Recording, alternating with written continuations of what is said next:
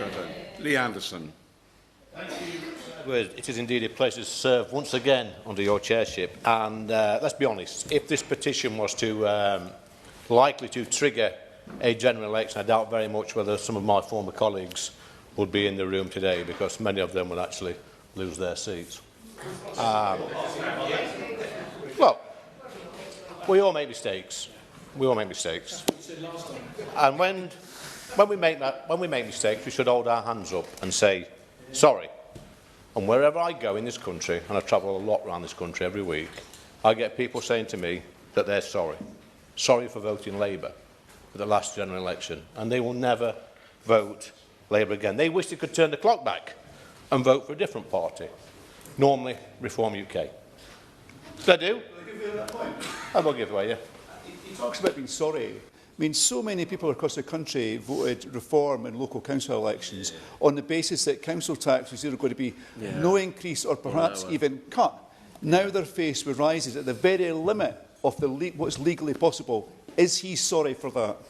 The answer. Honourable gentleman, I'll just correct him slightly on that, Sir Edward. Nowhere in our literature, in our national literature, did anybody promise to cut council tax anywhere in the country. So he may want to just correct himself on that. But anyway, I get apologists apologising for voting Labour, and sometimes I get some people saying, you know, the odd lunatic might say they're going to vote for the Green Party. I get that. They're usually recaptured very quickly. But there is a glimmer of hope, Sir Edward, at the next general election, because this lot over here, they'll all be looking for jobs. But, of course, most of them, looking at them, are unemployable now. Absolutely unemployable, unless they fancy a job as a bailiff. Because, let's face it, all they've done over the last few years, 18 months, is gone into people's houses and take stuff off them, usually money from people's pockets. Absolutely disgraceful. They can shake their heads and grin if they want. They will not be forgiven, mark my words. Just imagine their next job interview, and they're down at the job centre in a couple of years' time. And the interviewer, the advisor, says, what have you been doing for the past couple of years? Well, I can sum up their achievements already. For the past few years, they worked for an awful dictator.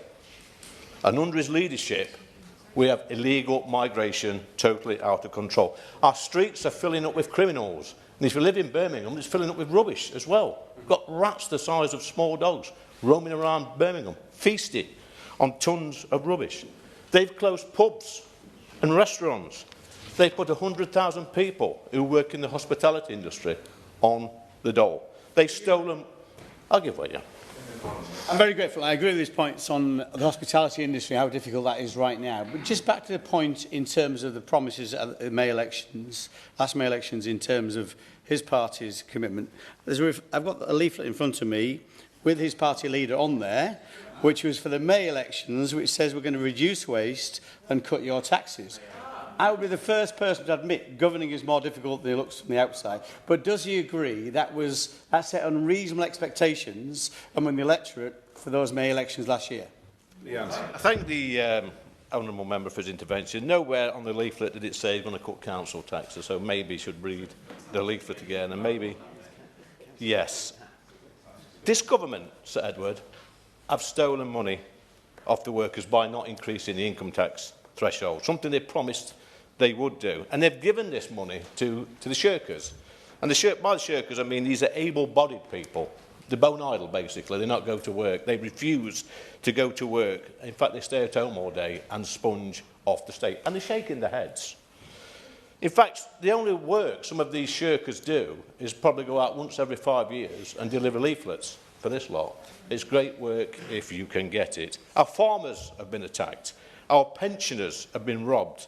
And we've been locking people up for social media posts. And let's not forget puberty blockers.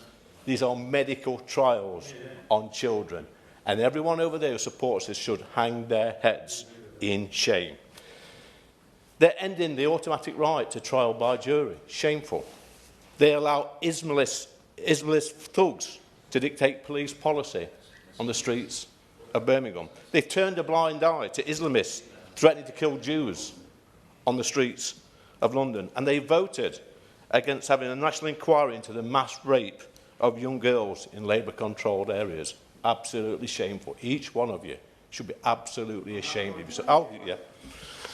If he's genuinely concerned about the rights of the children of this country, is he going to support cracking down hard on Elon Musk and X?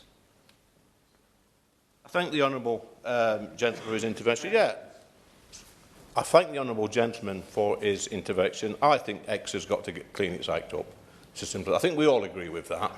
But it's interesting, Sir Edward. All these Labour MPs are complaining about X, but they're all on X every day making silly comments. You couldn't make it up. They've got any sort of scruples or backbone. You'd all come off X, but I suspect not one of them will. They'll carry on. Let's not forget. Yeah. How much money did you make from X last year? I'm not quite sure. I make about 400 quid a month from being on X. Not exactly the gotcha sort of question or answer you expected from the honourable. Yeah, I make no bones about it. I make money from X, and also the money I make, I pay about 45% tax on it, so it goes to the Treasury. Let's not forget another flagship scheme of the party opposite, which is building brand new social housing for illegal migrants that come over the channel. Meanwhile, we've got 1 million Brits stuck on the council house waiting list. But anybody who calls this out, who disagrees with that lot over there, Sir Edward, they're labelled as far-right racists.